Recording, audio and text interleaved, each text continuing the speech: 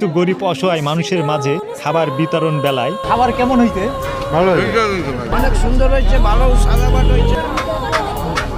পেট ভরে খান, পেট ভরে খান।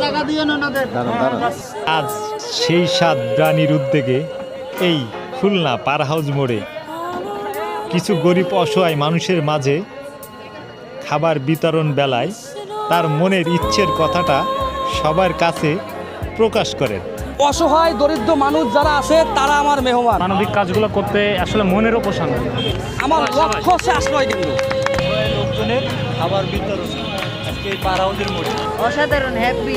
সালমান ছিল যেটা সেই সাথ তৈরি করে হাজার হাজার তরুণ উদ্যোক্তার ভিতরে তার স্বপ্নটাকে আবার জাগায় তুলছে এবং অসহায় দরিদ্র মানুষের মুখে হাসি ফুটাইছে। আমি অসহায় দরিদ্র মানুষ যারা আছে তারা আমার মেহমান। আমি কখনোই তাদেরকে গরিব মনে করি না। তারা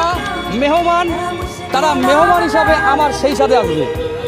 ইনশাল্লাহ যতদিন বেঁচে আছি নিজের ইচ্ছায় আমি তাদেরকে মেহমানদারি করে যাব এবং আমার খুব স্বপ্ন 99 টাকার চিকেন বিরিয়ানি বিক্রি করে আমি 3 কাঠা জমি কিনছি ভাই। এটা কিন্তু আমার নিজের বাড়ি করার জন্য না, এই যে অসহায় দরিদ্র মানুষ তাদের জন্য যাতে একটা আশ্রয় কেন্দ্র আমি যাতে আমার মৃত্যুর আগে আমি যাতে করে দিতে পারি, এইটা হচ্ছে আমার স্বপ্ন।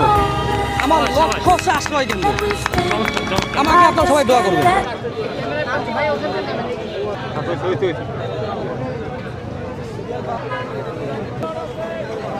ভাই আসলে মানবিক কাজগুলো করতে আসলে মনেরও প্রশান্তি লাগে। সুন্দর সুন্দর